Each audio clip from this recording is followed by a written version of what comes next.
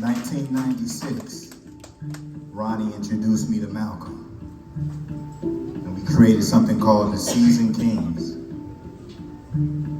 We sat as brothers, and we didn't really talk about poetry. We talked about fatherhood. We both realized that we were jealous of seahorses. Because see, the seahorses have the babies. The male seahorses have the babies. And they control the village and the way the village grows. So Malcolm and I, we fell in love with our daughters before they touched form. We fell in love with our daughters before they were formed. We loved them probably even more when they were formless. And now that Malcolm is formless, and I know he's so connected with his daughter. And my daughter's in form, but she don't talk to me no more. Where's my daughter, daughter? Where's my daughter, daughter? Help me find my daughter. Help me find my daughter. I was 9 years old on the playground and the boys wanted to play basketball. But all I wanted to do was sit with the girls and play with the bassinets. The boys were trying to focus on how to make that crossover, and all I wanted to do was sit with the girls and figure out how to change diapers. While the boys were trying to figure out a way to smooth move through like ballerinas dunking that basketball, I wanted to practice putting my daughter's hair in the ballerina bun. But see, you don't do that at 9 because they call you a sissy.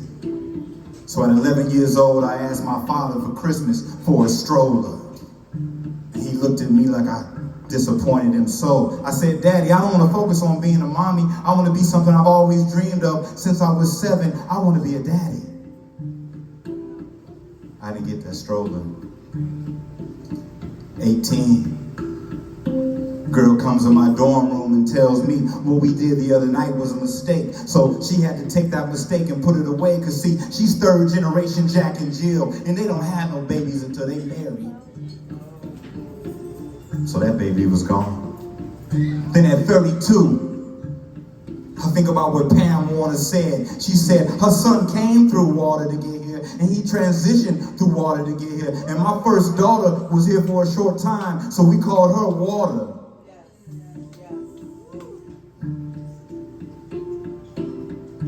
Where's my daughter, daughter? Where's my daughter, daughter? Help me find my daughter, daughter. Help me find my daughter, daughter. Private investigator told me my daughter's now in Atlanta, Georgia, playing in that red clay. But see, understand, I raised a surf baby.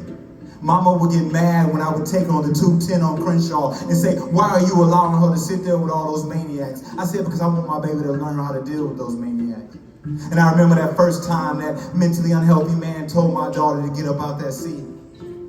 She didn't move his peep. So I know that she's in Atlanta right now. Maybe she's in that Spelman preparatory or that Emory preparatory program, but I also know she might be fucking with them water boys. Because he's just like her mama and her grandmama.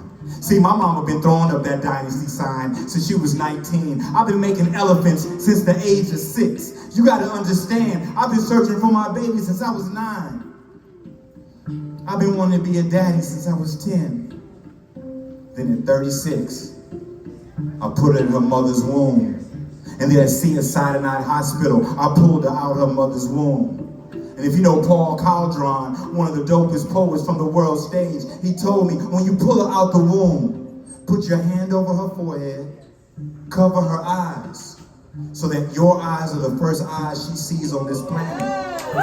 Thank you, Paul. But once I uncovered her eyes, I realized I had no practice being a daddy.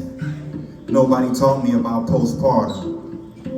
Nobody taught me how to give my woman a break and let her heal.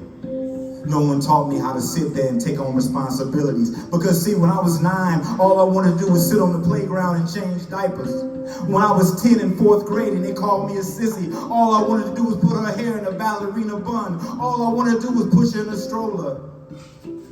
Now it's been 452 texts that she has not returned. But don't trip, I got that PI on her every day. And my mother lives 25 minutes from her granddaughter, and she does not get to celebrate her in the flesh.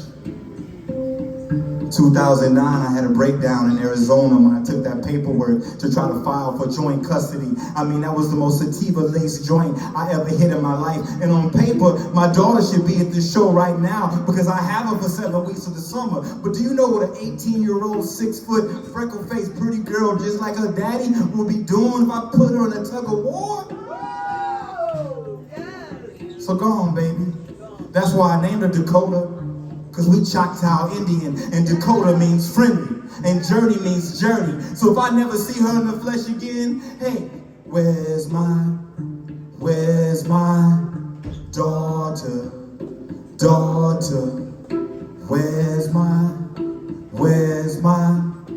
daughter, help me find my daughter. Help me find my daughter. It began with the word. It started with the word.